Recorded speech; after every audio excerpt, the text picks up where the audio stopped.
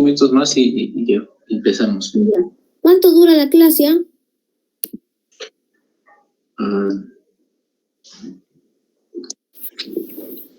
Normalmente. Es la primera clase, doctora, hoy día. Ya. Sí. A veces voy a ver mi WhatsApp. A ver qué me ha puesto ahorita. Porque las otras veces, cuando era presencial, tenía que hacerlo 2 horas y es mucho, creo. Ay, no sé qué es la primera, doctora. A 3 horas ya se duermen ya.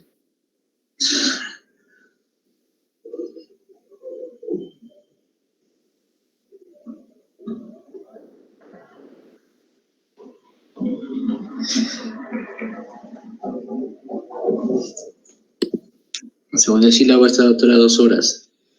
Sí, ya. Según el sílabo. ¿De verdad? Sí, doctora. Ya. No, en menos lo acabamos, pues. Ya. Ni me van a escuchar. No, sí, doctora.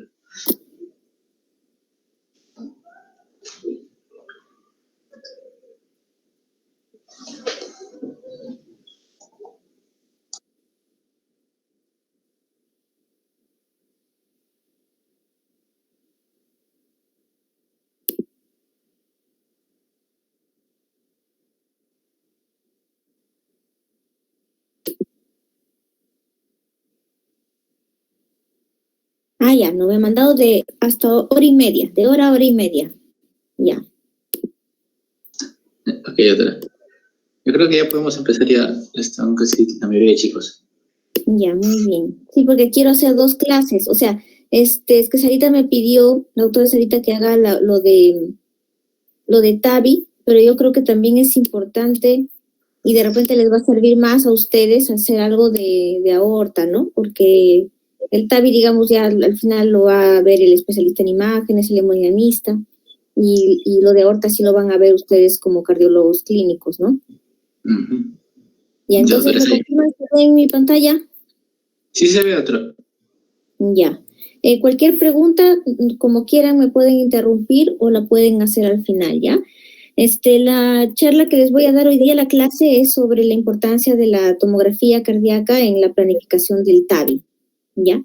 En el país, las válvulas que más se han colocado son estas 2, la Edwards Sapiens y la Kohler Valve. Hay otras más, pero digamos que estas son con las que se tiene más experiencia en nuestro país. La tomografía pre-TAVI es muy importante en realidad, porque como vamos a ver, tiene un papel realmente fundamental para conseguir excelentes resultados. Vamos a ver que de las medidas que hacemos va a depender muchas veces el éxito del procedimiento. Y va a permitir muchas cosas con un examen que es bastante rápido, ¿no? Desde ver bien el tamaño del anillo, ver si es que existen calcificaciones en las válvulas, que eso, por ejemplo, con otras modalidades de imagen no se ve muy bien.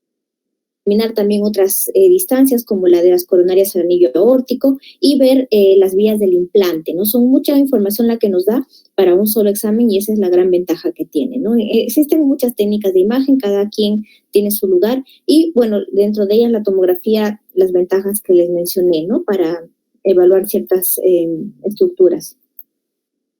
Esta es una de las últimas guías, digamos, más o menos, donde ya se estandariza un poco acerca de del uso apropiado de imágenes multimodales en valvulopatías y en el caso del TAVI, por ejemplo, la tomografía está resaltada en verde como una indicación A, ¿no? Prácticamente para todo, ¿no? Excepto para la evaluación concomitante de enfermedad coronaria, donde el cateterismo sigue siendo el gol estándar, recordando que los pacientes con estenosis aórtica severa suelen tener una asociación importante con cardiopatía coronaria también, ¿no? Pero luego la tomografía nos sirve para muchas cosas, que es lo que vamos a ver ahora, ¿no? Y actualmente es el gol estándar para la evaluación de la medida del anillo aórtico y para otras cosas más, como vamos a ver.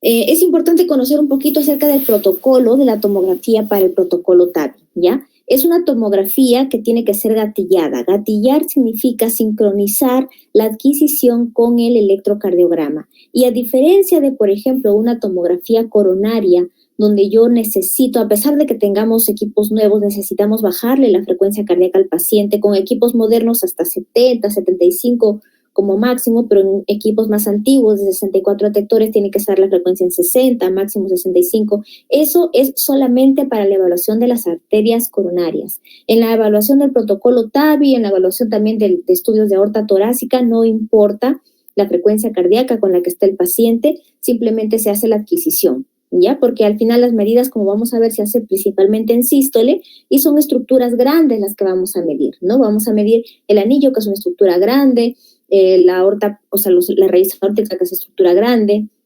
Si bien vemos las coronarias, pero es principalmente para ver la altura, los ostium, entonces son medidas que pueden hacerse con frecuencias cardíacas altas y no hay ningún problema. Además, cuando nosotros damos los bradicardizantes, ¿no? Damos, por ejemplo, betabloqueador para el paciente para bajar la frecuencia en las coronarias, lo que hacemos es alargar la diástole, pero la sístole va a seguir igual, ¿no? Entonces, las medidas que aquí nosotros queremos son en sístole, entonces no importa bajarle la frecuencia. Con la frecuencia que esté más de 100 se puede hacer sin ningún problema. Y son dos partes, les dije, ¿no? La primera parte, que es la parte de la raíz aórtica, que tiene que ser gatillada, o sea, toda la primera parte del tórax, y la segunda parte no gatillada, ¿ya? Porque ya no importa, ya no suele haber artefacto de movimiento a ese nivel. Con equipos de hasta 64 detectores, esto se tiene que hacer en dos adquisiciones, porque la velocidad de la adquisición, o sea, cada vez que adquiere el tomógrafo suele ser de 3 a 4 centímetros, entonces si adquirimos el tórax, una vez que llegamos al abdomen ya se nos fue todo el contraste hacia los miembros inferiores y no va a opacificar bien, o sea, no va a pintar bien de contraste la aorta abdominal y las arterias ilíacas. Entonces, en estos pacientes, cuando tienen tomógrafos de hasta 64 detectores, se hace una primera adquisición del tórax y una segunda adquisición del abdomen y los miembros inferiores a nivel proximal. Pero ya con equipos modernos, por ejemplo, en INCOR, contamos nosotros con un tomógrafo de 256 detectores, el cual nos permite hacer toda la adquisición en uno solo. Se programa el tomógrafo para que gatille la parte proximal y el resto se hace sin gatillar, y inmediatamente el contraste se mantiene ahí y no se pierde, ¿no? Entonces, de todas maneras hay que adaptarse. Sin embargo, esta última forma con equipos más modernos nos permite utilizar pues la mitad de contraste de lo que se suele utilizar. Algo más que nosotros solemos hacer también es la evaluación del score de calcio. Uy, se fue mi imagen. ¿Sí? ¿Me siguen viendo? No, no se ve. Ahora sí, doctora. Ahora sí. Espérate. Ya, ahí de nuevo, ¿ya? Sí, sí se ve. Ya, lo que hacemos nosotros también es la adquisición del score de calcio, ¿ya? El score de calcio, que es el mismo que se utiliza para la angiograma coronario, es igualito para ver la válvula aórtica, y esto nos ayuda también a ver cuánta calcificación tiene, y la calcificación, como vamos a ver, es importante también tenerla en cuenta. Esta es, bueno, una de las últimas guías que les mencioné, donde se mencionan todas las medidas que se hacen según modalidades de imagen, ¿no? El eco transtorácico realmente es irreemplazable. Nosotros esta modalidad de imagen es la que nosotros tenemos para poder confirmar la estenosis aórtica severa, ¿no? Es realmente muy importante para valorar según los gradientes, principalmente si es que estamos frente o no a una estenosis aórtica severa, ¿no? De todas maneras, también tenemos que evaluar otras cosas por eco, como la fracción de eyección, ver el ventrículo izquierdo y estas cosas de acá, y también valorar si es que existen otras valvulopatías, porque a veces se asocian a valvulopatía mitral muchos de estos pacientes. Mientras que el TAVI sirve para todo el resto de cosas, valorar el anillo, la raíz aórtica, algunas planificaciones preprocedimiento y las vías de acceso. El anillo aórtico, en realidad, antes de que aparezca la tomografía, incluso se pensaba hasta que era circular. Recuerden ustedes la fórmula para sacar el área valvular aórtica, se tiene en cuenta como si el anillo fuera una estructura circular, y en realidad una vez que empezó el TAVI y se empezó a hacer tomografía, se vio que en realidad el anillo suele ser la mayoría de veces elíptico y no circular. Pocos son los pacientes que tienen una forma circular del anillo aórtico, ¿no? Entonces, estas imágenes que son obtenidas, estas imágenes volumétricas con tomografía y también con ET tridimensional, muestran que esto tiene una forma elíptica en la mayoría de pacientes. Y es muy importante dar todas las medidas del anillo aórtico, tanto los diámetros, área, perímetro, porque según estas medidas yo voy a escoger el tamaño de la válvula. En realidad, por ejemplo, hasta hace unos años, A todos los pacientes de rutina se les hacía su eco transtorácico, su eco transesofágico para medir el anillo y luego se iba a la tomografía. Pero actualmente ya sabemos que los pacientes que van a TAVI generalmente son pacientes pues, con muchas comorbilidades, pacientes de riesgo, en los que a veces incluso sedarlo es un problema. Entonces, actualmente ya no se hace de rutina la evaluación del anillo con ETE, ¿no? Ya no se hace de rutina. Solamente se recomienda si es que de repente el paciente, por ejemplo, tiene, no sé, alguna, valvulopatía mitral para complementar, ¿no? Pero ya no de rutina. O de repente en el momento del estudio ahí se puede hacer, pero ya, digamos, no es de rutina, ¿no? Es importante cuando uno hace el estudio, lo que les decía, el gatillado, ¿no? Y el momento en el que hacemos la medida del anillo aórtico. Cuando nosotros gatillamos, obtenemos, digamos, en estos pacientes, todo un ciclo cardíaco, sístole y diástole. Entonces, nosotros dividimos en tomografía el ciclo cardíaco desde una onda R hasta otra onda R, ¿no? Y en la primera onda R sería el 0% y la segunda onda R 100%. Entonces, la sístole suele ser 30-40%. Incluso desde 15 a 20% ya se ve una sístole buena hasta 40% y luego ya empieza la diástole. Y es importante tener imágenes tanto en sístole como en diástole porque la medida del anillo tiene que ser siempre hecha en sístole, ¿ya? Porque el anillo no es una estructura que está fija, es una estructura que varía su tamaño, su área, perímetro, varía según el ciclo cardíaco en el que se encuentre. Mientras que el resto de las medidas, senos de Valsalva, unión sinotubular, aorta torácica y todo el resto de medidas ya se hacen en diástole. Y esas medidas en diástole principalmente son porque en realidad por muchos años la ecocardiografía, que ha sido la técnica inicial para valorar corazón e incluso aorta torácica, ha hecho todas estas medidas y los valores normales de senos de Valsalva, aorta y todo esto están hechos en diástole en los adultos, ¿ya? Entonces, por eso es que el resto de medidas las hacemos en diástole para tener valores de referencia, porque así como el anillo varía su tamaño si estamos en sístole o diástole, la aorta también varía su tamaño. Si bien es cierto, a mayor edad varía menos, pero es distinto, o sea, en el ciclo cardíaco pueden variar algunos milímetros, ¿sí? Y las medidas que tenemos que dar son los diámetros y lo más importante son el perímetro y el área, porque de esto va a depender el tamaño de válvula que se va a escoger. Son 3 medidas indispensables, que es lo más importante, ¿no?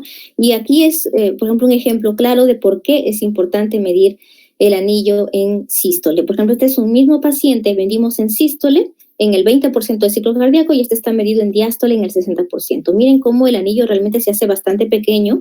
Incluso podemos ver que el área en sístole es 4.6 y en sístole es 3.6. O sea, imagínense, es 1 centímetro cuadrado menos de tamaño que le pondríamos a un paciente, ¿no? Si es que nosotros hacemos la medida en diástole y eso estaría mal. Entonces, hay que tener mucho cuidado cuando se mide, tratar de ser lo mejor posible en sístole. Si bien, como les dije, las recomendaciones son 30%, lo recomendable es sacar incluso desde el 15%, desde el 15 al 40% de 5 en 5 las fases y en la que se vea mejor el anillo con menos artefacto de movimiento, ahí es donde se debe hacer la medida del anillo aórtico.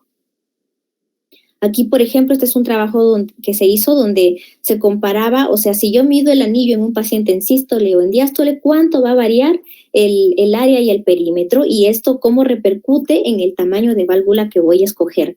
Y miren, en la mitad de pacientes realmente no hay variación, pero en la otra mitad, o sea, imagínense, 50% casi de pacientes, en el 44% yo voy a escoger una válvula de un tamaño menor y hasta en el 5% puedo escoger 2 tamaños menos. O sea, imagínense el tremendo problema con este paciente. Estas prótesis pueden embolizar, ¿no? Porque estoy escogiendo un tamaño muy pequeño si es que yo hago la medida en diástole, por eso es la importancia de hacer la medida en sístole. Si bien, como les mencionaba, casi la totalidad de pacientes la sístole es mayor que la diástole, a medida que se han hecho, bueno, ya TAVIs, miles de TAVIs en todo el mundo, hay solamente una excepción en la cual la medida del anillo es mayor en diástole que en sístole, y se ha visto que esto es en los pacientes que tienen una miocardiopatía hipertrófica, principalmente a predominio septal. En estos casos se ha visto que la diástole es mayor y en estos casos se recomienda medir en diástole, pero es, digamos, una excepción, ¿no? Después, en el resto de pacientes, todos es en sístole. Luego, esta es la forma en la que se puede medir. Lamentablemente, no todas las estaciones de trabajo tienen esta forma, que es la ideal, donde donde digamos la línea que se traza para dibujar el anillo pasa por el medio de los puntos, pero bueno, tratar de utilizar los softwares que existen para procesamiento de estos tallos para que sea mucho más preciso, porque si lo hacemos manual o de esta otra forma, podemos sobreestimar también el perímetro. Eso es lo ideal, ¿no? Por ejemplo, acá este es un paciente donde se ha buscado el punto más bajo de inserción de los velos y ese es el anillo aórtico, porque el anillo en realidad es una estructura, no es una estructura, digamos, anatómica real, sino es una estructura virtual que es el punto más bajo de las cúspides aórticas. Y es importante esto del anillo porque si yo selecciono una prótesis de tamaño menor que el adecuado, por ejemplo, medí en diástole en lugar de medir en sístole, hay riesgo de ocasionar una fuga paravalvular significativa, ¿no? Porque va a quedar una distancia entre el extremo de la prótesis y el anillo real del paciente, ¿no? Lo otro más grave que migra la prótesis, puede migrar. Y si al contrario medimos mal la prótesis, de repente exageramos en la medida, la hemos sobredimensionado, hay riesgo también de fuga más bien intravalvular porque los velos van a quedar distorsionados. Puede haber incluso hasta rotura aórtica, que es algo bastante grave, o trastornos de conducción, que esto suele ser lo más frecuente, ¿no? Los pacientes quedan con bloqueos auriculoventriculares. El área valvular aórtica también se puede sacar por tomografía. Esto no es necesariamente para el TAVI, sino que muchas veces tenemos pacientes con estenosis aórtica de bajo flujo, bajo gradiente, y cada vez se nos pide más, ¿no? Para valorar el área valvular aórtica y el score de calcio. Entonces también nos puede ayudar a medir y el score de calcio también, que si bien, como les dije, para ver cuánta calcificación tienen estos pacientes, pero en los pacientes con estenosis aórtica de bajo flujo, bajo gradiente nos puede ayudar a ver.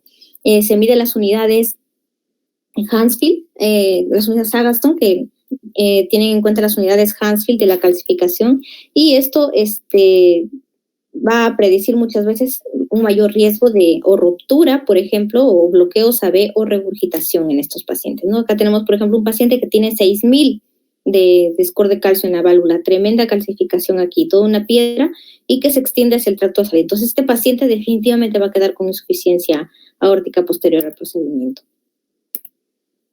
Y esto ya está en las guías de valvulopatías para pacientes generalmente con estenosis aórtica de bajo flujo, bajo gradiente. Para el score de calcio nos ayuda también a predecir la probabilidad de estenosis aórtica severa, ¿no? Si es que el score de calcio es más de 1,000 en hombres es muy probable, si en mujeres es más de 1,600 también es muy probable, ¿no? Vemos que son valores distintos tanto en hombres como en mujeres. Y otra cosa que es importante, además de ver las calcificaciones a nivel de la válvula, hay que ver la extensión y la cantidad de calcio que tienen estos pacientes, porque una cosa es encontrar un poquito de calcio aquí en el anillo, que la verdad no va a dificultar mucho cuando uno expanda la válvula, pero ya si tenemos calcio que protruye de forma más significativa, por ejemplo este último, protruye tremendamente en el tracto de salida, pues la válvula, por más que yo la dilate lo más que pueda, pues va a quedar aquí con orificios y al intentar dilatar puedo hasta producir una ruptura aquí o en el mejor de los casos un bloqueo AB, ¿no? Entonces es importante mencionar esta parte de las calcificaciones en los pacientes. Y mencionarlas también donde están, si están a predominio de las comisuras, de los velos, generalmente cuando están a nivel de las comisuras suele haber mayor riesgo de ruptura, ¿no? Y aquí, por ejemplo, este es un paciente donde normalmente estas válvulas deben quedar circulares, ¿ya? Pero en este paciente, como tiene tantas calcificaciones, miren cómo queda casi en forma triangular, incluso aquí esta calcificación gruesa no deja que se expanda totalmente la válvula y está quedando ya un orificio de regurgitación. La probabilidad también del leak paravalvular se ha estudiado dependiendo del score de calcio. A mayor score de calcio valvular, mayor probabilidad de leak, ¿no? Incluso aquellos, por ejemplo, que tienen más de 6,600, 90% quedan con algún leak paravalvular. Y el cual es mayor, o sea, la severidad también es mayor según la calcificación que tenga el paciente, ¿no? En válvula aórtica bicúspide también la tomografía ha ayudado también bastante a poder caracterizarla, ¿no? Hasta hace algunos años, cuando recién empezó el TAVI, no se solía hacer todavía en válvula aórtica bicúspide porque ellos suelen tener anillos mucho más grandes, más asimétricos, es un poco más difícil poder hacerlo, pero digamos que también digamos, ahora ya se puede hacer en estos pacientes y la tomografía nos ayuda mucho a hacer las medidas, las cuales son un poquito más complicadas porque, como les dije, el anillo es mucho más asimétrico y más grande, pero es importante hacerlo para poder verlo, ¿no? Otra medida, aparte del anillo y de todo lo que les acabo de mencionar, es la valoración de la altura de las arterias coronarias. Esto también es bastante importante porque los pacientes pueden presentar oclusión coronaria cuando uno le coloca una válvula aquí, un TAVI, que suele ser del 0.6% más o menos, pero que esto representa una mortalidad a 30 días del 40%, y esto es en el mejor de los casos, en verdad. Y en realidad un punto de corte más o menos es sencillo, parece de recordar, porque suele ser 10 milímetros, ¿no? Una altura del tronco coronario izquierdo menos de 10 milímetros es una contraindicación para la Edwards Sapling por el riesgo de oclusión de la coronaria. Tenemos un grupo especial de pacientes que son aquellos que tienen una válvula biológica ya en posición aórtica y que se les va a hacer un TAVI valve-in-valve. En estos pacientes se ha visto que hay más frecuencia de oclusiones coronarias, ¿no? 2.3, que es prácticamente 4 veces más de la población normal. Y en ellos se hace una medida adicional, ¿no? Porque se ha visto que a pesar de que puedan tener una altura adecuada de coronaria, hay otra medida que nos ayuda a ver que es una distancia transversal. ¿Y cómo es esta distancia, no? La distancia entre la que quedaría, digamos, uno proyecta el anillo y de lo que quedaría el anillo del nuevo del TAVI, y la distancia del ostrum de las coronarias, ¿no? Si es que esta distancia realmente es muy corta, según algunas referencias, menos de 3 milímetros, es un riesgo muy alto de poder ocluir la coronaria en el momento en el que se coloca la válvula, porque los velos que están en esta prótesis biológica pueden ir y tapar el ostrum de las coronarias, ¿no? Otra cosa importante también, recuerdo alguna vez tuvimos un paciente en el cual se ocluyó el tronco coronario izquierdo y tenía en realidad una altura coronaria, era 12 milímetros. Entonces, ¿por qué se ocluyó el tronco coronario izquierdo? Revisando la tomografía, tenía una placa de calcio más grande que esta, que estaba aquí, en toda la unión sinotubular cercana al tronco coronario izquierdo. Y cuando expandieron la prótesis, esta placa de calcio se metió al tronco y el paciente, bueno, se le ocluyó el tronco, se murió el paciente, ¿no? Entonces, a veces hay cositas así que hay que mencionarlas, describir dónde están las calcificaciones también a nivel de la unión sinotubular. La aorta ascendente es importante mencionarla también, ¿ya? Porque principalmente cuando, digamos, estos pacientes que van a TAVI son pacientes bastante complejos y como es un procedimiento bastante caro, suelen haber muchas juntas médicas, ¿no? Suele decidirse con una junta médica multidisciplinaria. Y uno de los factores que determina que un paciente no puede ir a una cirugía abierta es esto, el encontrar una aorta ascendente en porcelana, ¿no? Cuando hay una calcificación muy importante en la pared anterior de la aorta que va a impedir el clampaje aórtico. Entonces, en estos casos, a pesar de que sea un paciente joven, que no tenga comorbilidades, esto le va a contraindicar la cirugía, ¿no? Entonces, es importante valorar esto, ¿no? A diferencia de este otro paciente, por ejemplo, que tiene su aorta ascendente pues casi sin placas de calcio y que va a poder hacerse el clampaje sin ningún problema, ¿no? Entonces, esto es importante tenerlo en cuenta y también porque, por ejemplo, nos contraindicaría un tipo de acceso que es el transaórtico. Para valorar la vía del implante es la ventaja de la tomografía, ¿no? Que con un examen que dura pocos segundos vamos a poder evaluar no solamente la raíz aórtica, sino toda la aorta en su extensión y los miembros inferiores, ¿no? Y es importante ver todos los accesos que existen y ver las calcificaciones que existen y ver también si estos pacientes de repente tienen alguna enfermedad esclerótica difusa, de repente tienen disecciones o aneurismas de aorta o de las ilíacas o tienen accesos muy malos, ¿no? Entonces, esto es importante porque pueden haber complicaciones durante el procedimiento. Y es importante realizar todas las medidas hasta las femorales. Felizmente, con el paso del tiempo, cada vez se requiere un diámetro más pequeño en el diámetro de los vasos ilíacos y femorales, ¿no? Porque si no, las pacientes que como yo somos pequeñas, tendríamos riesgo de complicaciones al tener, digamos, arterias ilíacas y femorales pequeñas. Entonces, felizmente cada vez son más pequeños los diámetros requeridos y ojalá siga siendo así para, digamos, contraindicar menos el acceso transfemoral, que es el que da mejores resultados finalmente, ¿no? Entonces, lamentablemente, a pesar de que se trate de que todo sea transfemoral, hasta casi el 30% pueden tener una anatomía mala, ¿no? Y esto es un problema y en estos casos nosotros tenemos que buscar otro tipo de abordajes, ¿no? Una cosa es encontrar pues una arteria ilíaca femoral como esta, donde tenemos, a pesar de repente a diámetros más o menos pequeños, pero que no tengan placas ateroscleróticas importantes, pero otros pacientes pueden tener ateromatosis difusa, como en estos casos con muchas placas calcificadas que también pueden complicar los accesos. Es importante en el TAVI también, además de haber mostrado los accesos femorales, mostrar también los accesos subclavios, que a nivel más o menos medio distal, donde suelen entrar. También mencionarlo.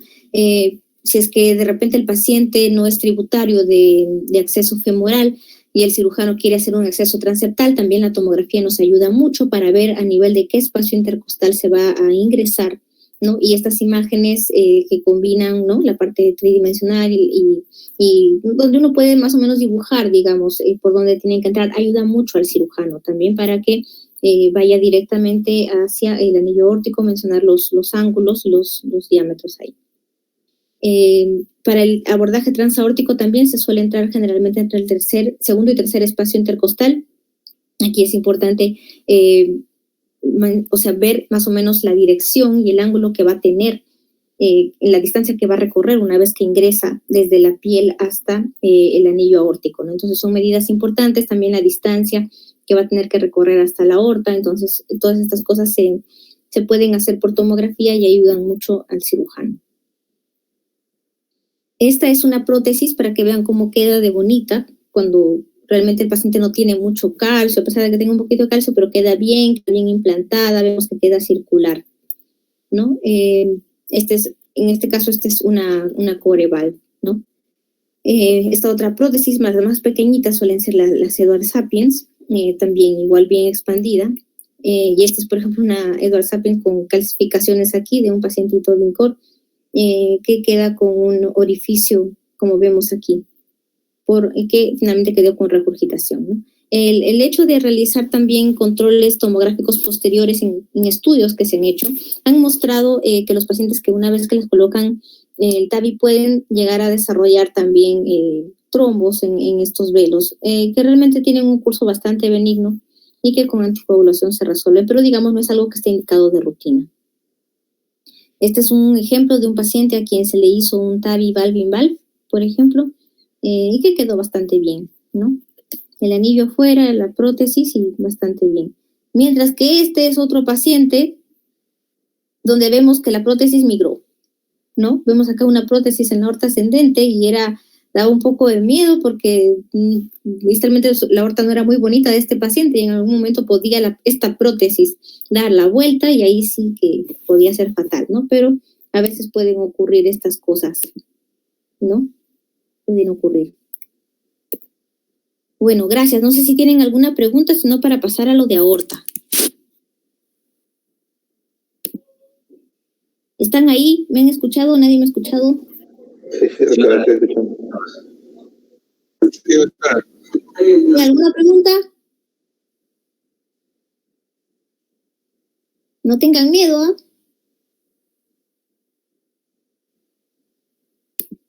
Nadie le interesa el TAVI, creo. ¿Ninguna pregunta, seguro? No, doctora. Bueno, ojalá tengan más preguntas. No. Sí. Doctora, mi nombre es Rafael Sánchez. Una pregunta. ¿Y las imágenes también ayudan cuando uno va a elegir el tipo de válvula que va a utilizar? O sea, si es autoexpandible o expandible con balón. En realidad no tanto, ¿ah? De repente si es que son anillo más, perdón, si es que la altura de las coronarias es limítrofe, de repente mejor escoger una core valve, ¿no? De repente mejor escoger. No entiendo. Pero en realidad, sí. Muy bien. Nada más, sino para seguir con la de aorta, que acá les voy a preguntar, si no me preguntan.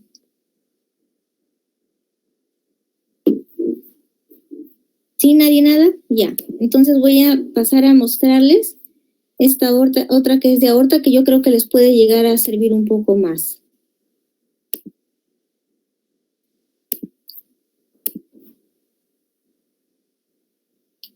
¿Me avisan si se ve? ¿Se logra ver?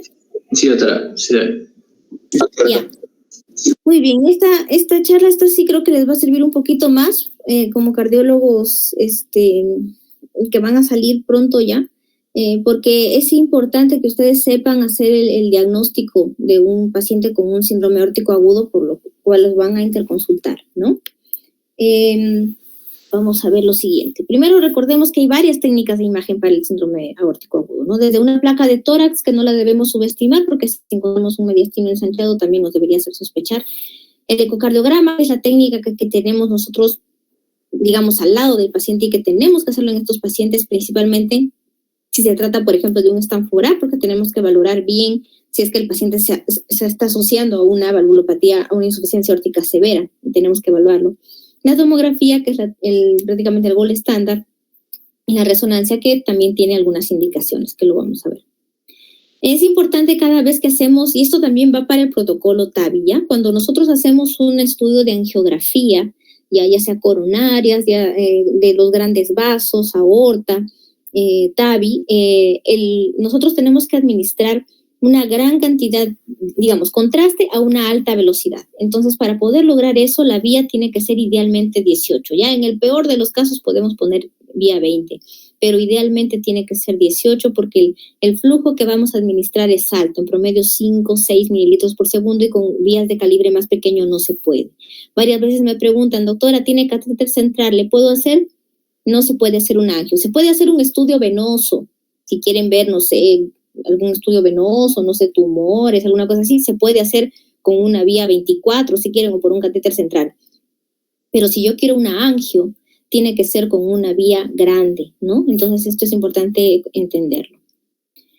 Hay que tener en cuenta que así como en el TAVI no importa la frecuencia cardíaca, en el angiotem para descartar síndrome aórtico agudo tampoco importa la frecuencia cardíaca con la que esté el paciente, excepto que de repente se quiera ver también enfermedad coronaria. Ahí sí nos fregamos, ¿no? Porque si queremos ver enfermedad coronaria, en tomógrafos de 64 detectores tiene que estar la frecuencia en menos de 65, o en tomógrafos más modernos de hasta 75, ¿no? Entonces ese puede ser un problema a veces, ¿no?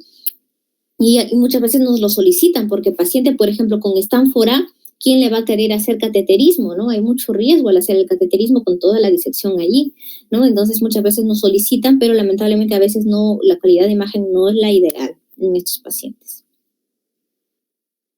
Ya. Y otra cosa es que si el paciente está, digamos, viene de forma inicial con un cuadro de síndrome aórtico agudo, tiene que hacerse una tomografía primero sin contraste y luego contrastada, y vamos a ver por qué.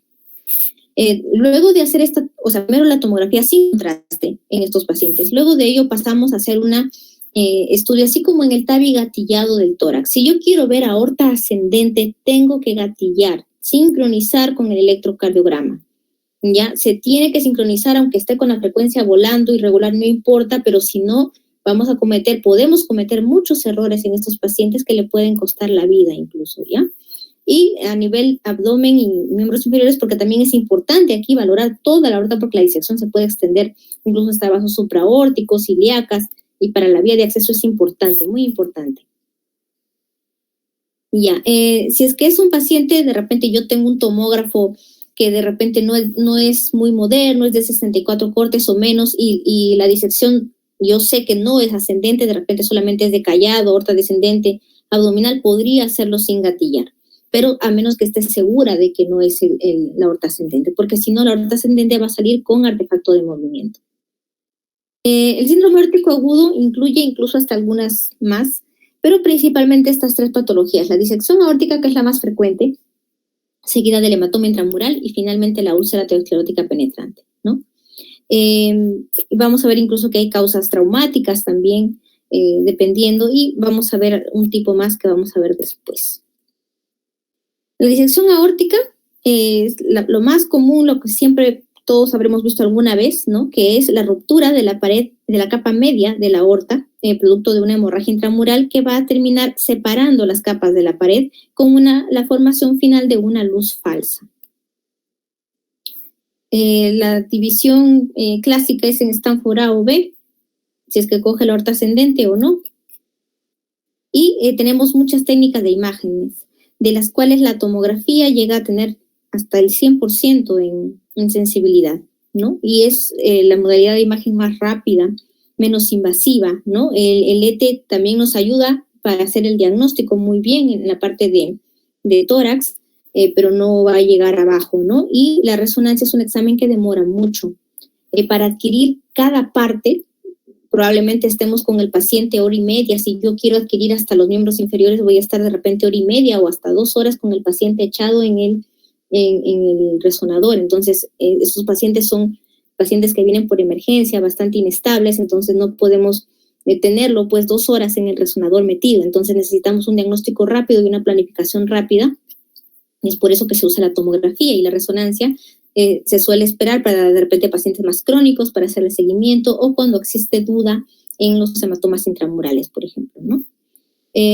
Como les dije, el ecocardiograma es fundamental para valorar principalmente la válvula aórtica, para ver el grado de regurgitación que tiene. Y bueno, ya acá hay algunos tips para cómo diferenciar la luz verdadera de la falsa, ¿no? Generalmente la luz verdadera suele ser un poco más pequeña que la falsa. Algo que hacer para identificarla rápido es seguirla, ¿no? Desde el momento en el que sale, seguir toda la luz, porque a veces esta disección suele ser de forma como que helicoidal y uno ya no sabe distinguir entre la luz verdadera y la falsa. A veces se opacifica más la falsa que la verdadera, dependiendo del tamaño de los orificios de reentrada, y es difícil identificarlas. Entonces hay que seguir desde el inicio toda la luz para poder identificarla. Y suelen haber orificios comunicantes, ¿no? Y el flap. Cuando hacemos inicialmente una tomografía sin contraste, algo que nos puede orientar a que ya el paciente está con una disección aórtica es que, por ejemplo, podemos ver desplazamiento hacia la luz de placas de calcio, ¿no? Eso es un signo. Otro es el signo del pico. Se menciona que son los ángulos que suelen formar aquí la luz falsa. Signo de las 3 luces o Mercedes-Benz. Estos pacientes a veces, esta luz falsa tiene como que más disecciones por dentro, por así decirlo. El signo de la araña también, o incluso se ve como un doble flap o triple flap de disección también. Y muchas veces ya cuando pasa más tiempo, generalmente la luz falsa es la que suele trombosarse, a menos que el paciente esté anticoagulado, ¿no? Entonces, acá tenemos un paciente, por ejemplo, con una disección aórtica. A ver, ¿quién me dice qué hay? ¿Algún voluntario? Si no, ahorita escojo, ¿ah? A ver, mis residentes del INCOR. ¿O quién quiere? No, ya, alguien por ahí. De lo que se veía, parecía la aorta ascendente y comenzaba, se veía que seguía por la aorta descendente, pero ya no se calculó más una disección, ¿no? ¿Ya de dónde a dónde? De inicio, de la aorta ascendente, prácticamente de la raíz, y sigue, ahí se ve que sigue con la aorta descendente hasta bajo de infrarrenal. Eso es todo. Hasta las ilíacas, Hasta las ilíacas. Ya, muy bien. Y no solo eso, sino que también, incluso desde la carótida, miren, esta carótida también está con disección, ¿no? Entonces, estas medidas son importantes.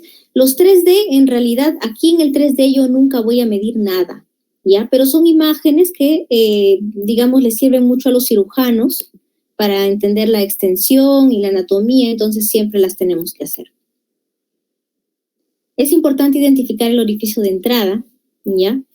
Cuando los orificios son muy grandes, también hay, generalmente en disecciones crónicas hay, digamos, peor pronóstico, más riesgo de progresión.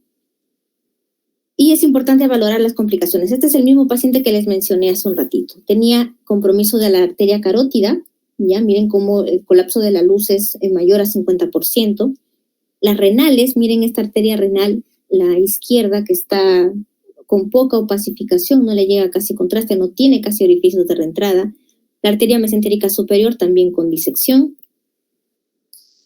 Y miren la isquemia en órganos, ¿no? Se puede ver, este es el mismo paciente. Y podemos ver que el riñón izquierdo está hipoperfundido en comparación al derecho, ¿no? Si este paciente quizás tuviese orificios de reentrada acá, no viéramos gran diferencia en la perfusión, pero en este caso no tiene muchos orificios de reentrada. También pueden los pacientes llegar a tener disección coronaria. Muchas veces la disección, generalmente el flap suele estar en la mayoría de casos cerca a la coronaria derecha, pero a veces puede también comprometer la coronaria izquierda, como en este ejemplo, ¿no? Y por tomografía también nos puede ayudar a ver un poco la perfusión, estos en estudios un poco más venosos, la perfusión, en este caso en territorio de DEA. En el caso de una ruptura, la presencia de hemorragia también, ¿no? Colocar las unidades Hansfield ayuda.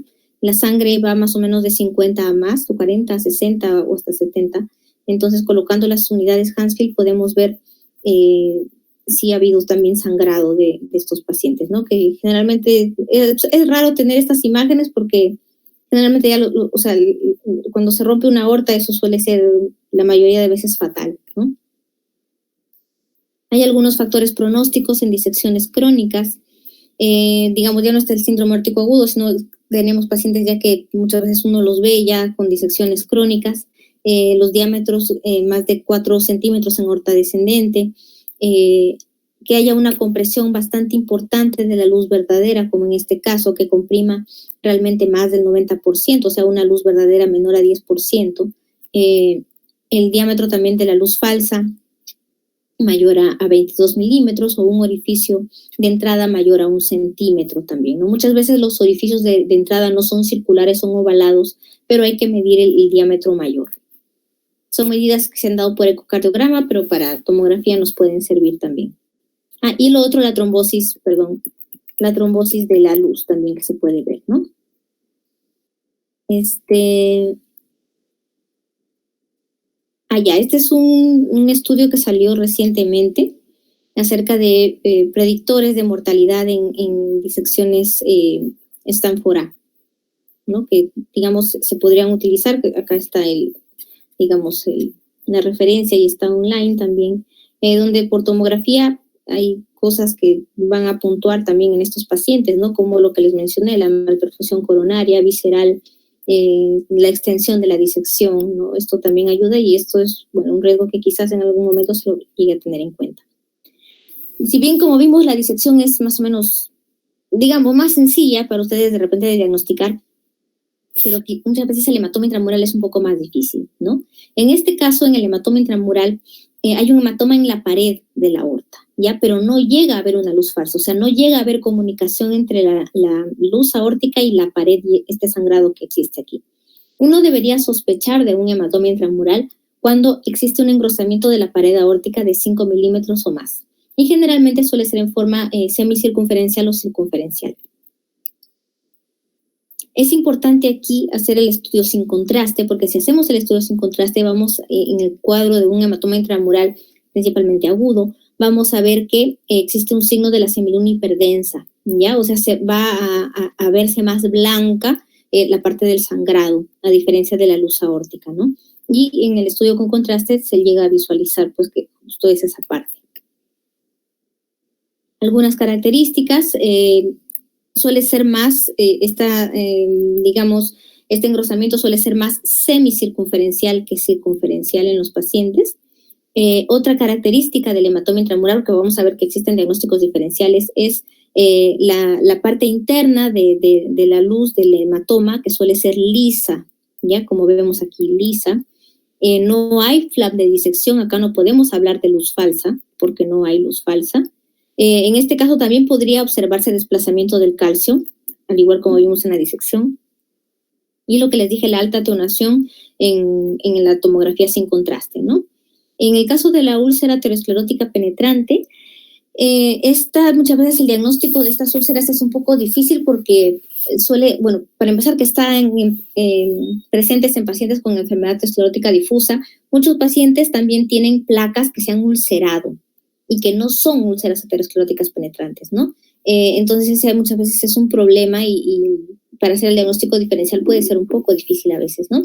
Estas úlceras ateroscleróticas suelen, como les dije, estar en una base aterosclerótica y suelen acompañarse muchas veces de hematomas intramurales. Acá tenemos este paciente, por ejemplo, que en un segmento tenía la úlcera y un poco más arriba se extendía el hematoma intramural. Acá tenemos esta úlcera aterosclerótica penetrante. Cuando nosotros hacemos los 3D, lo que se suele ver es la luz aórtica, por lo tanto vamos a ver, por ejemplo, el extremo que sobresale de la úlcera, vamos a ver la disección, pero los hematomas intramurales no suelen verse. Acá tenemos este pacientito. ¿Alguien me quiere decir qué hay? ¿Algún voluntario? ¿O no hay nada? Lo que vean, ya sea en la aorta o fuera de la aorta, me dicen nomás.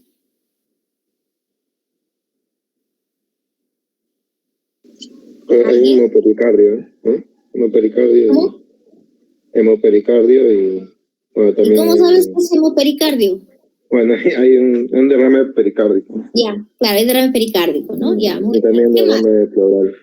Derrame pleural. Y aparentemente alrededor de la aorta ascendente, a ese nivel también podría ser que haya un hematoma, pero no me Sí, queda. en realidad el pericardio se extiende hasta esta parte, ¿ya? Entonces todo eso es pericardio. Incluso a veces algunos podrían confundir hematomas intramurales en esta parte con el pericardio, pero en realidad todo esto es pericardio, pericardio desde arriba, que hay derrame importante, ¿no? ¿Alguien ve algo más? Ahora ya yendo a la aorta.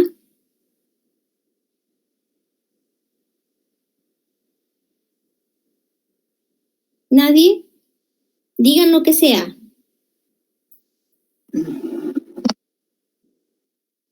No Creo que tengan podría miedo. pararlo a la altura de la raíz. Parece que hubiera una doble luz, pero no. A ver, me van diciendo dónde lo paro.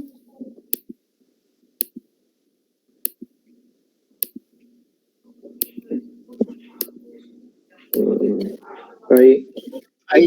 Ya. ¿Cuál es el problema?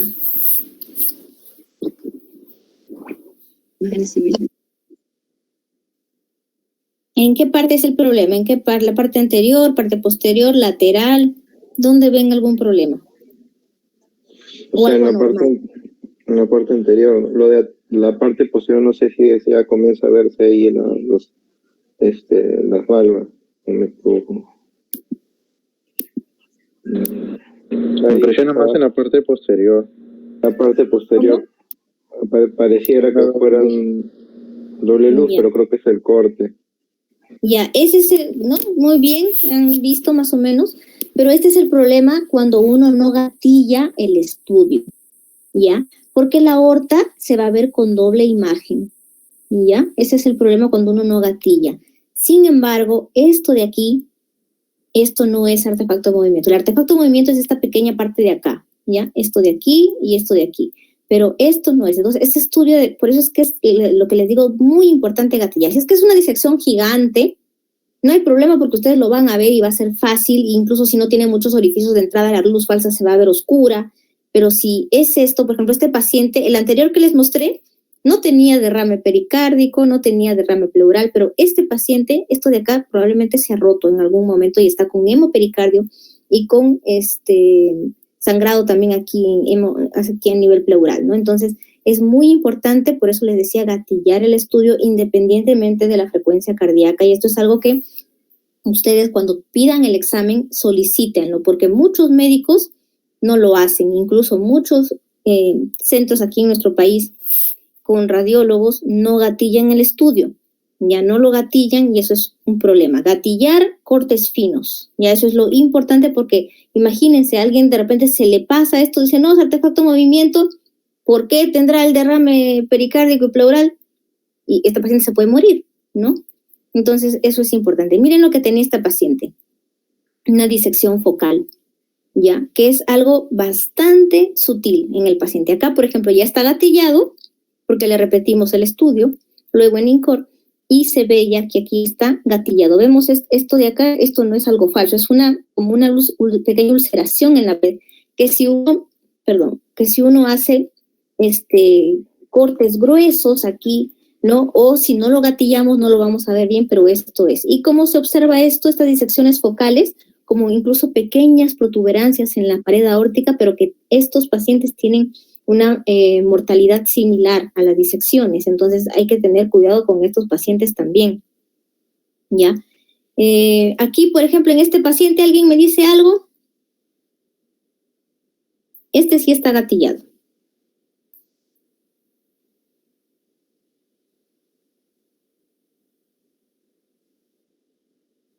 Cualquier cosa me pueden decir de lo que ven.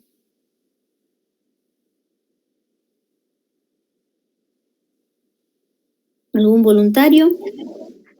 Bueno, igual ahí la raíz de la aórtica está aneurismática, ¿no? Está bien dilatada. O sea, la Está bien aneurismática, ¿no? Y ahí se puede parar un poquito antes. Bueno, vemos ahí como si fuera un flap, ¿no? Ahí es la parte posterior. Aquí, ¿no?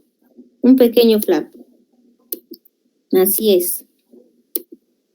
Y esto es importante, y esto se ve porque el estudio está gatillado. Si no, de repente no se vería. Y para muchos pasa desapercibido. Recuerdo que este paciente, en la clínica hicimos el estudio, e incluso los tecnólogos me dijeron, doctora, parece un artefacto nada más.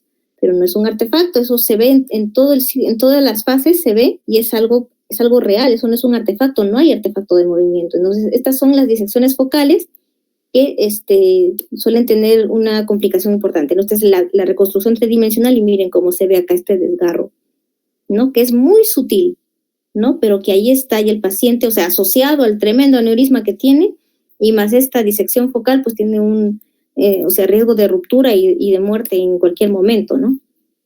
Estos flap intimales o estas disecciones focales, que se llaman, también tienen, por muchos años incluso se pensaba que era algo, digamos, no tan maligno, hasta digamos, dentro de los síndromes aórticos, de lo más benigno que existía, pero en realidad no es así, ¿ya? Estos flap intimales realmente tienen una, digamos, la sobrevida es al igual que en los otros pacientes, es de la misma manera, ¿no? Este es digamos, el aneurisma roto, pero después los flap intimales también tienen una mortalidad bastante similar al resto. Entonces hay que tomarlas en cuenta, y esto solo se diagnostica si yo hago estudios con gatillado. Y lo otro que es importante cuando ustedes estén en sus hospitales, con cortes finos, porque si les mandan cortes gruesos de 2, 3, 4 milímetros, eso va a pasar desapercibido y no se va a ver.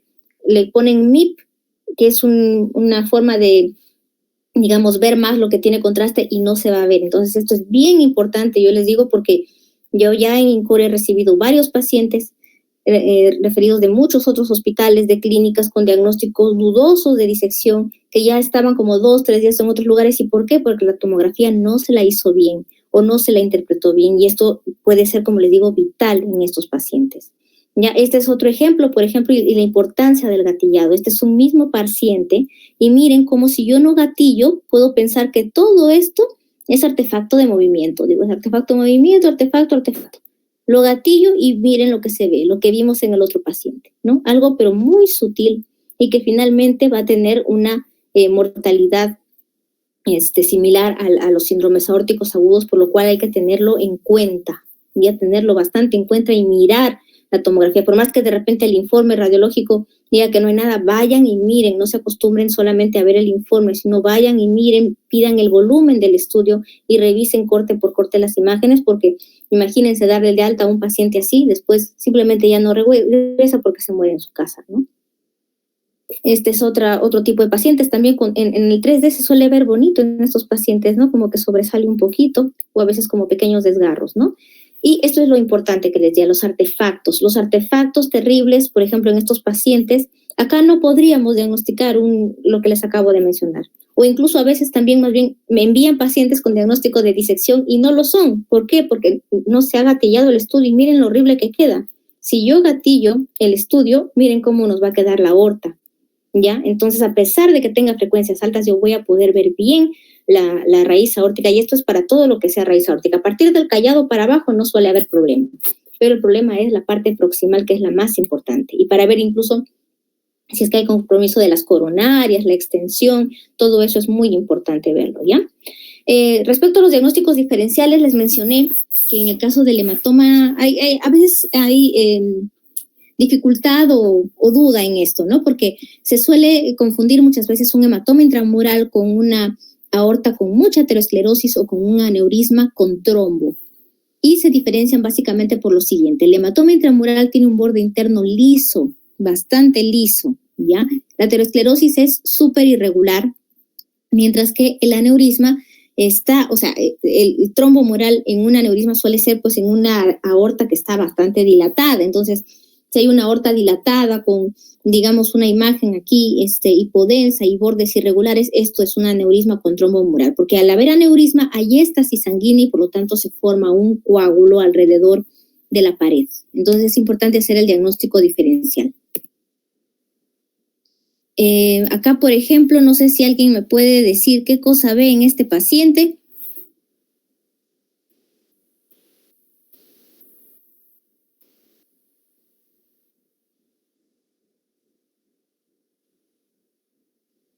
¿Ven algo raro? ¿Les parece normal?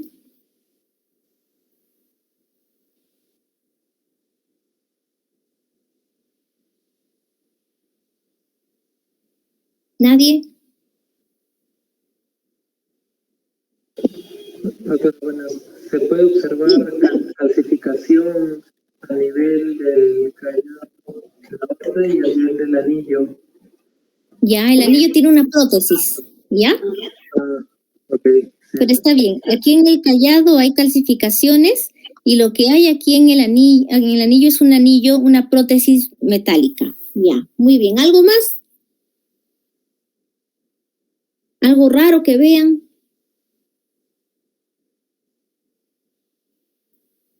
Nada.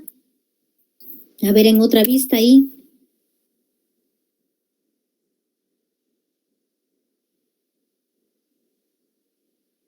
¿Algo que vean ahí?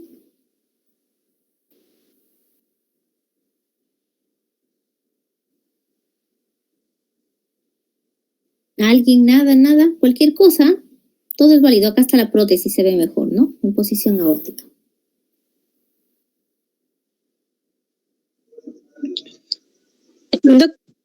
Doctora, buenas noches. ¿Pareciera calcificación alrededor de parte del callado y la aorta descendente? Ya, sí hay calcificaciones, pero ¿algo más que vean? Hay una imagen homogénea hacia el lado izquierdo de la aorta ascendente, doctora. Ya. Doctora, ¿parece un dispositivo que hubiera migrado? ¿Cuál? Esa imagen, bueno, en el lado posterior lateral de la aorta ascendente, del lado derecho, que es más... No, esta es la aorta. Ahí. En la ¿Dónde? bifurcación de... Segundo, doctora, a ver. En la imagen del lado izquierdo. Ahí. A ver, en la del lado izquierdo me dicen cuándo me detengo. Hacia la rama pulmonar del lado, derecho. En la imagen ya, de la hacia la izquierda, rama hacia la rama. pulmonar. ¿No? ¿Qué? Más hiperrefringente. Ya, ese es el contraste en la vena cava, que se adquirió el estudio muy temprano. ¿Nada más?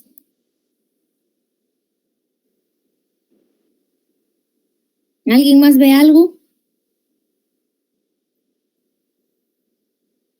Este paciente es posoperado de hace algunos años de cambio valvular aórtico. ¿Algo más que vean por ahí?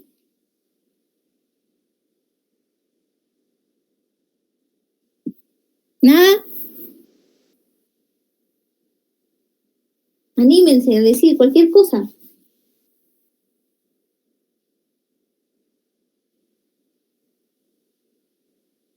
¿Nadie, de verdad?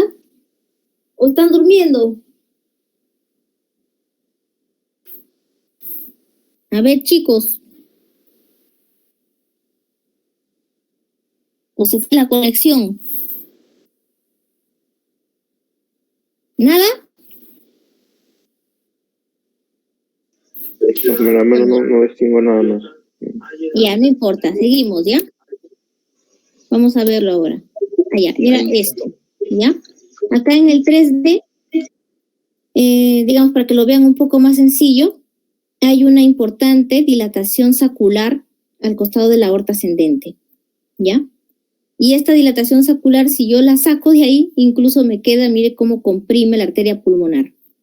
¿Y qué es esto? Esto es un pseudoaneurisma, ¿ya? Esto no es un aneurisma aórtico, nada. O sea, esta probablemente ha sido la zona de clampaje cuando han hecho la cirugía y ha quedado, miren, un pseudoaneurisma tremendo aquí. Que ya, como les dije, el paciente lo habían operado hace un tiempo, felizmente no se había muerto. Esto de acá es la arteria pulmonar que está aplastada y aquí incluso un poquito de trombo mural en la pared. Miren cómo está el pseudoaneurisma gigante y la arteria pulmonar con compresión. Acá la válvula pulmonar y el tronco pulmonar. Entonces el pseudoaneurisma también es un diagnóstico diferencial. Por eso es importante el antecedente quirúrgico. Pseudoaneurismas se suelen formar en la zona del clampaje muchas veces, ¿no? A ver, ¿alguien más que me quiera decir qué ve en esta tomografía?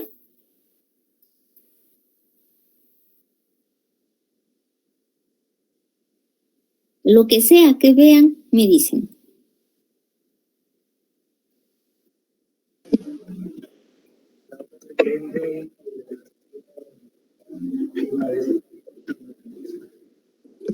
Lo que sea, me dicen lo que vean. Pues una dilatación de la aorta ascendente Ya. tiene alrededor como un halo, ¿no? Como si fuera un hematoma intramural, podría ser. Ya, podría ser muy bien. O sea, tiene un halo blanco, ¿no? Un halo blanco alrededor, sí, de toda su ¿No? circunferencia. ¿No? Claro que podría ser el signo de la semiluna hiperdensa, ¿no? Aparte, ¿alguna otra cosa más que puedo ver en el corazón?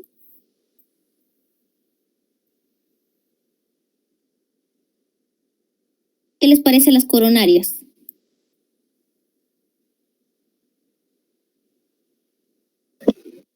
Las coronarias están dilatadas. Ya, y aparte, están llenas de calcio, ¿ya? Acá la de A, la coronaria derecha, miren. A la derecha se ve más. Recontra calcificadas, ¿no? Recontra acá está la de A también acá. ¿Ya? Entonces tenía, digamos, este paciente el signo de la semiluna hiperdensa. Este es el estudio ya con contraste, ya donde vemos la aorta realmente bien gruesa, ya bien gruesa la aorta, y la podemos ver en las distintas vistas, ¿no? Sin embargo, a diferencia, les dije, el hematoma intramural suele ser más en semiluna que circunferencial. Este paciente suele ser un poco más circunferencial, ¿ya? Suele ser el engrosamiento más circunferencial que semicircunferencial, pero no queda descartado todavía la presencia de un hematoma intramural. Las coronarias con ateromatosis difusa, lo operan al paciente y ¿qué creen? No era hematoma intramural esto, era una arteritis por IgG4. ¿Ya? Las arteritis representan uno de los diagnósticos diferenciales de los hematomas intramurales. A diferencia del hematoma intramural, las arteritis suelen tener la pared, o sea, es totalmente circunferencial. Entonces, cuando tengamos una pared circunferencial, es importante de repente estudiar también algunos marcadores inflamatorios en estos pacientes, porque puede ser no solo arteritis por IgG4, puede ser también Takayasu en fases iniciales, arteritis de células gigantes también puede ser en algunos pacientes, y en ese caso pues el tratamiento es totalmente distinto en estos pacientes, ¿no? En estos casos puede ayudar un poco la resonancia. El PET, por ejemplo, ahorita sí ayuda bastante en el caso de arteritis, porque te pinta toda esa aorta que no se va a pintar normalmente el hematoma intramural. Entonces ahí sirve, ¿no? Entonces era una aortitis esta paciente. El Takayasu, en sus etapas iniciales, como le digo, cuando hay engrosamiento circunferencial se puede confundir con hematoma intramural, pero ya en fases tardías, el Takayasu pues, es un diagnóstico diferencial más bien de las heteromatosis difusas, ¿no? Porque suelen tener, están llenas de calcificaciones, zonas de dilataciones, de estenosis, pero que compromete también los vasos supraórticos en la mayoría de casos, también a veces las arterias renales, los vasos abdominales e incluso las coronarias. Algo que es muy importante, y es con lo que quiero terminar con ustedes, es las mediciones de la aorta, ¿ya?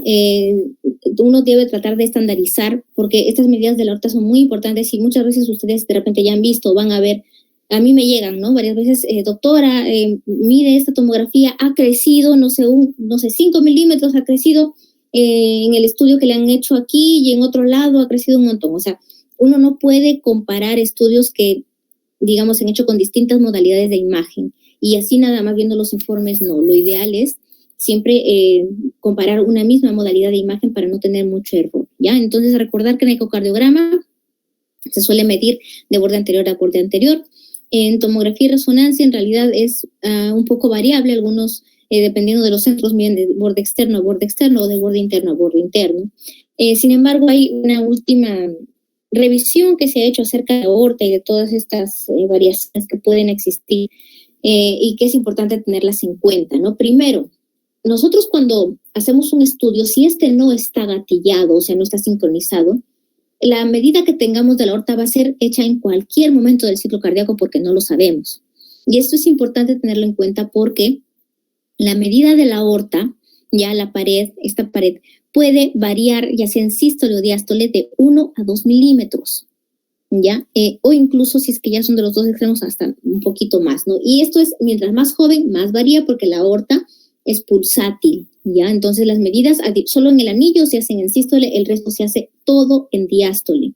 Y esto es muy importante. Si yo lo gatillo, tengo que medirlo en diástole y si yo hago otra tomografía de aquí en un tiempo, tengo que hacerla igual con el gatillado y en la misma fase del ciclo cardíaco para no estar dando variaciones que no corresponden, ¿ya? Luego también igual con respecto a coger la pared o no. Si yo cojo o no la pared, y esto hay que estandarizar en cada centro, puedo variar de 1 a 3 milímetros. Lo ideal es coger todo, ya con todo y la pared. Ya, eso es algo bastante importante. Lo otro, el momento en el que nosotros hacemos la medida. No debemos nunca hacer las medidas en axiales puros y ya lo vamos a ver. Uno tiene que alinearse en dos planos para hacer la medida. Y la otra medida con la cual hay, digamos, mucha controversia y no se sabe bien cómo medirlo por la forma tan rara que tiene es los senos de Valsalva, ¿no? Los senos de Valsalva antes, digamos, las guías mencionaban que podía medirse ya sea de comisura a seno opuesto o de seno a seno opuesto. En realidad, cuando uno mide de seno a seno opuesto, la medida suele ser mayor y actualmente es recomendable mejor medir de seno a seno opuesto, ¿ya? Y dar 3 medidas. La mayoría suelen ser bastante simétricas, pero por ejemplo, si se trata de algún paciente con aorta bicúspide, entonces senos de Valsalva son muy irregulares, entonces no podemos dar solo una medida, dar las 3 medidas. Esto es lo que les decía, medir de seno a seno, que es bastante importante, y medir, no podemos medir en el axial puro, no medir en la vista aquí transversal, digamos, que tenemos, sino tenemos que alinearnos en 2 planos, ¿ya? Me alineo en este plano, me alineo en este corto por el borde más ancho que yo vea del seno de Valsalva en esta y en esta vista, y aquí es donde mido. Así se tienen que hacer las medidas de aorta, porque si no, uno lo va a medir mal, y medirlo en diástole, los senos de Valsalva, ¿ya? Algún día de repente se va a estandarizar de alguna forma, pero hay estudios que de repente van a tratar de medir el perímetro, el área. Bueno, se está en investigación porque hay mucha variación, como les decía. Y lo otro que es muy importante, nunca midan en el axial puro, especialmente en pacientes que ya son mayores, con aneurismas, disecciones, porque las aortas de estos pacientes son muy tortuosas. Y si yo mido la aorta en el axial puro, por ejemplo, en este paciente, miren cómo estoy cortando la aorta. Lo estoy cortando recontra oblicua y ese no es el tamaño real de la aorta. Estoy exagerando tremendamente el tamaño, mientras que yo debería alinearme en 2 planos y medir perpendicular al eje largo de la aorta. Y eso es con todos los vasos. Esto vale tanto para aorta, para arteria pulmonar, ¿ya? Para todo lo que son vasos, uno debe hacer las medidas de esta manera. ¿Ya? Medir perpendicular al eje largo de la aorta. Luego, en realidad, valores normales, generalmente solamente hay indexados de la raíz aórtica y algunos países han hecho algunos valores normales. Sin embargo, lo recomendable es hacer según cada población, ¿no? En general, el término aneurisma se define como un diámetro mayor a 1.5 el diámetro normal del vaso, Hay valores, como les decía, indexados también.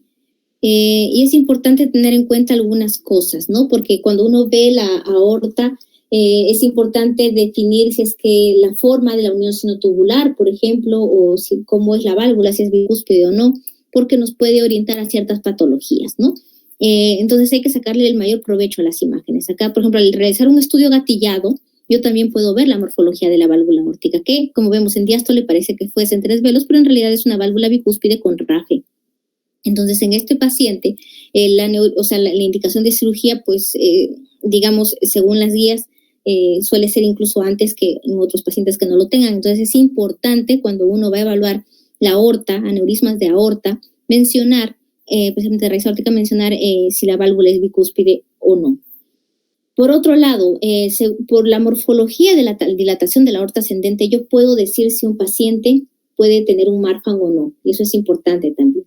En los pacientes con Marfan, la unión sinotubular, que es como una cintura que une, digamos, la aorta ascendente con los senos de Valsalva, se pierde y tiene una forma de pera, como este paciente. Bueno, en este caso es una forma bastante exagerada, pero suelen presentarse así. Entonces, si yo veo esto, pues probablemente el paciente tiene un problema de Marfan o alguna otra colanopatía. Entonces, es importante mencionar esta forma para que se tome en cuenta y se hagan los estudios en estos pacientes y probablemente el screening también en sus familiares, porque sabemos que esto es hereditario. Lo otro es que el seguimiento con imágenes, lo ideal es hacerlo con la misma modalidad de imagen. Con esto no quiero decir que tengo que hacerle tomografía a todos los pacientes, porque tampoco es así. Ya recordemos que la tomografía es una modalidad de imagen que irradia al paciente. Entonces, lo que se recomienda actualmente es, si le detecto a algún paciente algún aneurisma, hacer una tomografía para tener un valor basal, digamos, luego seguirlo, ya sea con ecografía abdominal o una ecocardio transtorácica cuando es la parte de la raíz aórtica, o con resonancia magnética para no irradiarlo, y después de un tiempo, si vemos que crece, recién ir con tomografía, pero no ir comparando porque las medidas suelen variar, ¿ya? Entonces, tener mucho cuidado cuando se comparan las medidas. Incluso cuando uno utiliza la misma técnica de imagen para el seguimiento, pueden haber variaciones y por lo tanto no hay que asustarse tanto. Se reporta que la variabilidad interobservador puede ser de hasta 5 milímetros e intraobservador puede ser de hasta 3 milímetros, ¿no? Es por eso que recién cambios mayores a 5 milímetros son significativos, pero cambios menos de 5 milímetros son difíciles de interpretar, entonces hay que tener mucho cuidado. Entonces aquí lo ideal es tener, digamos, las imágenes de los estudios previos para poder comparar. Por eso es que muchas veces se recomienda que para ver realmente una progresión de las medidas y realmente establecerlas y decir que realmente son significativas, es que debería ser utilizando la misma técnica, si es posible, realizado interpretado por la misma persona que hizo el estudio previo y de forma simultánea, es decir, teniendo el estudio anterior y el actual a la vez para poder medir. Por ejemplo, este es un paciente 2019-2020, se hace la medida teniendo nosotros, bueno, para tratar de evitar un poco la variabilidad interobservador, tratamos de tomarle foto a las imágenes y en el siguiente año se trata de ver dónde está la medida para hacerlo a ese mismo nivel y tratar de hacer medidas. De todas maneras, las variaciones son mínimas y por lo tanto tampoco son significativas, ¿ya? Pero tratar de hacerlo al mismo nivel. Aquí está el paciente y bueno, para concluir, la tomografía de aorta, la angiotomografía, es un examen bastante rápido que ayuda al diagnóstico y al planeamiento intervencionista también, porque un cirujano cardiovascular solamente con ver la aorta torácica, no, o sea, por ejemplo, en un ET no te va a operar con eso, o sea, necesita ver cómo están los accesos, cómo está la aorta abdominal, las ilíacas femorales para poder planificar el tratamiento en el síndrome aórtico agudo, ¿no? Si bien, como les dije, la ecocardiografía es muy importante, la tomografía y en algunos casos la resonancia son indispensables para una completa y correcta valoración de estos pacientes. Y de todas maneras, las técnicas de imagen son complementarias y debemos individualizar su uso, especialmente para el seguimiento, ¿ya? ¿Alguna pregunta? Esta es una imagen bien bonita de un flujo 4D por resonancia que cuando llegará al cuerpo. ¿Alguna pregunta? ¿Ya se durmieron por ahí?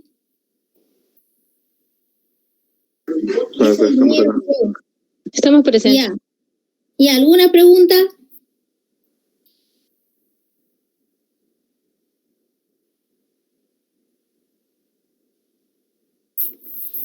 ¿Nada?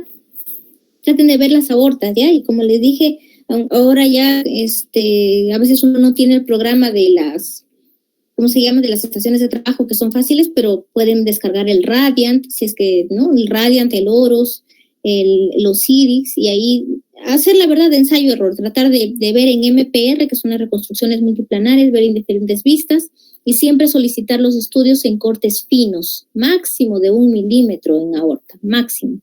Las coronarias, por ejemplo, tienen que ser en menos de 1 milímetro, ¿no? Y el TAVI también, menos de 1 milímetro. Pero después de la aorta podría ser hasta 1 milímetro, pero no más, para no pasar desapercibido, digamos, algunas patologías que pueden, si nosotros de repente pasamos desapercibido, el paciente hasta se puede morir, ¿no? ¿Algo más?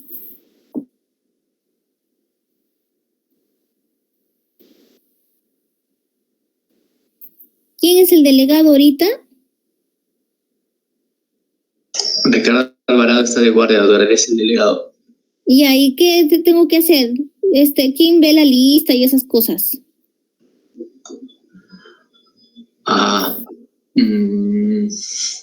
Solamente me encargó para con la clase. Ya, tomaré foto a sus nombres entonces. Si están con un nombre distinto, ya fueron. Lo mandé a la Sarita.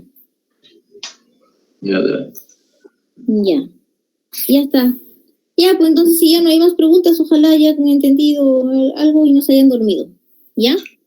Gracias, doctora. Gracias, La doctora. otra semana Gracias, vamos a doctora. hacer, el otro viernes vamos a hacer congénitos, vendrán leyendo, porque ahí ahorita van a participar con OTA. Ya, doctora. ¿Ya? Ya, muchas gracias. Buenas noches. Buenas noches, doctora. Muchas gracias. Hasta luego, doctora. Hasta luego, doctora.